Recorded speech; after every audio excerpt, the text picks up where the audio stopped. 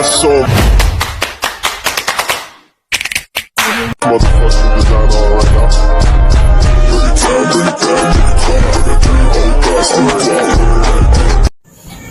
Assalamualaikum warahmatullahi wabarakatuh. Perkenalkan, nama saya Delvina Nuari, jadi Prodi Farmasi tingkat 1A. Di sini saya akan membuat tugas video praktek ujian akhir semester dengan mata kuliah anatomi fisiologi dengan judul Sistem Reproduksi Wanita. Simak baik-baik ya videonya. Nah, teman-teman, ada yang tahu nggak apa sih itu sistem reproduksi wanita? Jadi, sistem reproduksi adalah bagian tubuh manusia yang berfungsi untuk menghasilkan keturunan. Untuk menjalankan fungsinya, sistem reproduksi wanita terdiri dari beberapa bagian, mulai dari labia majora, labia minora, klitoris, vagina, rahim, tuba falopi, hingga ovarium. Nah, teman-teman, fungsi dari sistem reproduksi wanita itu yang pertama menghasilkan ovum, menghasilkan sperma, tempat yang kondusif untuk fertilasi dan implantasi, serta tempat bagi pertumbuhan dan perkembangan bayi.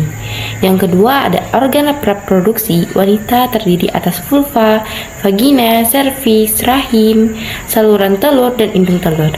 Yang ketiga, saat seorang anak wanita dilahirkan, organ reproduksi yang dimilikinya sudah lengkap. Tetapi fungsi reproduksi tidak akan berjalan sepenuhnya sebelum ia melewati masa pubertas. Nah, sistem reproduksi wanita ini dibagi menjadi dua bagian. Yang pertama ada genitalis externa, yang kedua ada genitalis interna. Nah, kita akan membahas terlebih dahulu genitalis externa.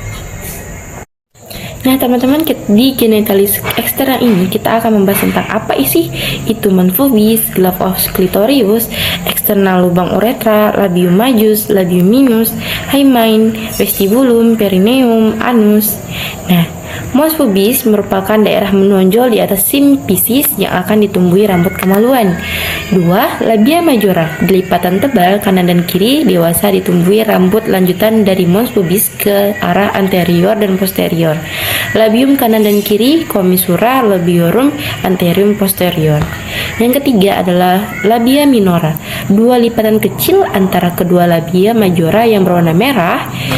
Jambu bagian atas berjalan di atas klitoris saling bertemu membentuk tutup dari glans clitoridis, preputium clitoridis. Bagian bawah berjalan di bawah klitoris dan saling bertemu, yaitu frenulum clitoridis. Keempat adalah klitoris, jaringan erektil kecil yang identik dengan penis pria, kira-kira sebesar kacang hijau sampai cabai rawit dan ditutup frenulum clitoridis. Yang kelima yaitu vestibulum.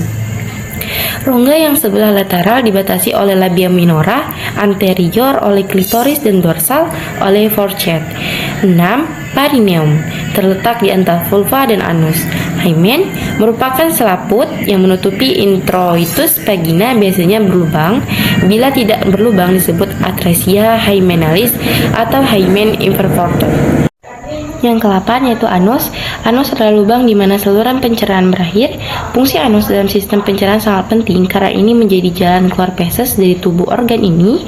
Terletak di bagian bawah rektum. Bagian terakhir dari usus besar garis anorektal memisahkan anus.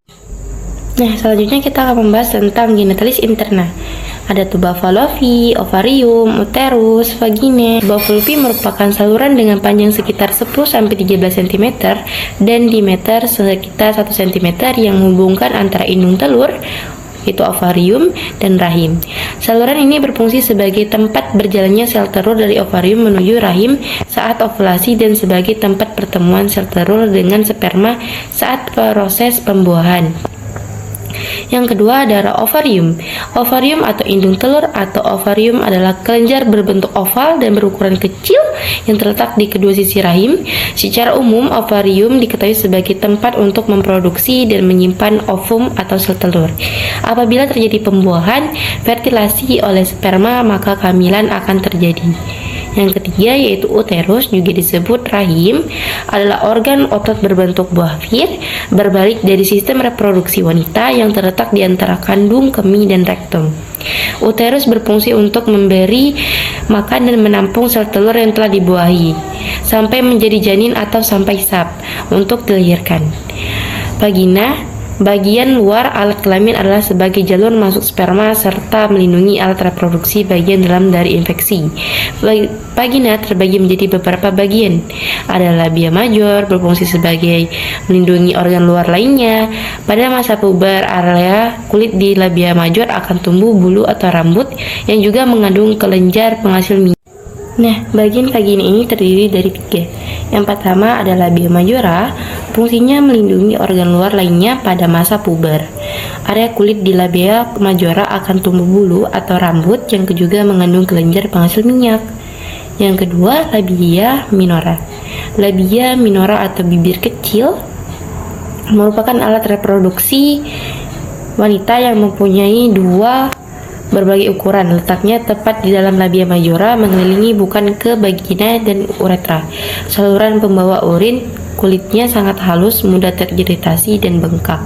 Yang ketiga yaitu kelenjar Bartholin.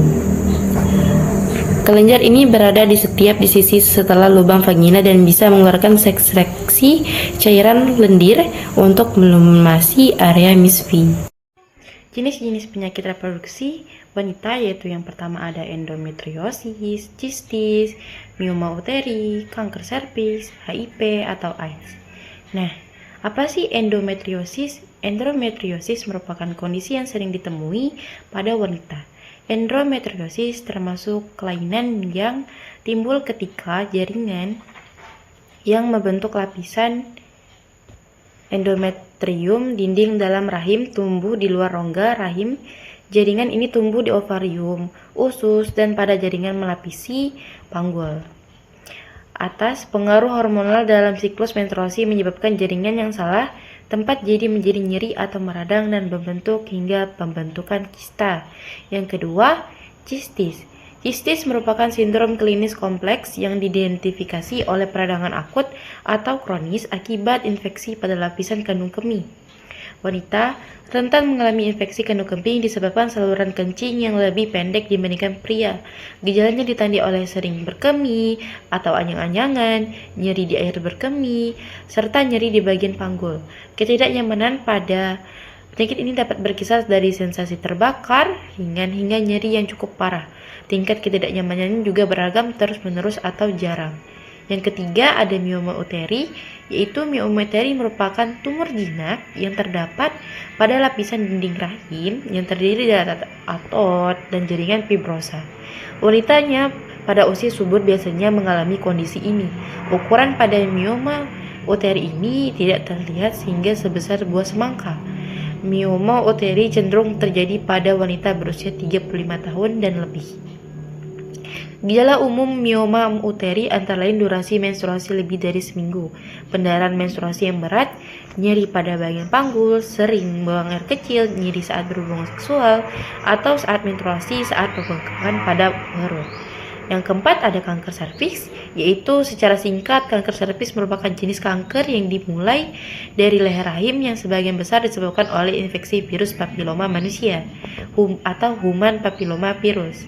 Leher rahim berbentuk silinder berlubang yang berbentuk berhubungan bagian bawah rahim wanita ke vagina kanker. Kanker serviks biasanya terjadi pada wanita yang berusia 30-45 tahun, terutama yang sudah aktif secara seksual. Kebanyakan wanita tidak menyadari bahwa dirinya mengidap kanker serviks dikarenakan gejala yang tidak terlalu terlihat. 5. Ada HIV dan AIDS. HIV adalah virus yang menyerang sistem kekebalan tubuh dan melemahkan kemampuan tubuh melawan infeksi penyakit. Jika seseorang wanita terkena HIV, ia dapat menularkan kepada pasangannya, kepada janin yang dikandungannya, dan akan lebih rentan terhadap penyakit infeksi dan keganasan atau kanker. Penularan virus ini dapat terjadi melalui saat cairan tubuh seorang yang mengidap HIV ke tubuh orang lain dengan berbagai cara seperti melakukan hubungan seks tanpa kondom atau pelindung, penggunaan alat suntik secara bersama-sama, transfusi darah kepada janin yang dikandungnya melalui plasenta saat hamil, persalinan, dan menyusui. Nah, untuk menjaga sistem reproduksi wanita bisa dengan cara memakai handuk yang lembut, kering, bersih, dan tidak lembab dan tidak berbau. Memakai celana dalam yang mudah bahan, yang mudah menyerap keringat. Pakaian dalam diganti minimal 2 kali dalam sehari. Bagi perempuan sesudah buang air kecil, membersihkan alat kelamin sebaiknya dilakukan dari arah depan menuju belakang agar kuman yang terdapat pada anus tidak masuk ke dalam organ reproduksi. Sekian video penjelasan materi dari saya, semoga teman-teman mengerti.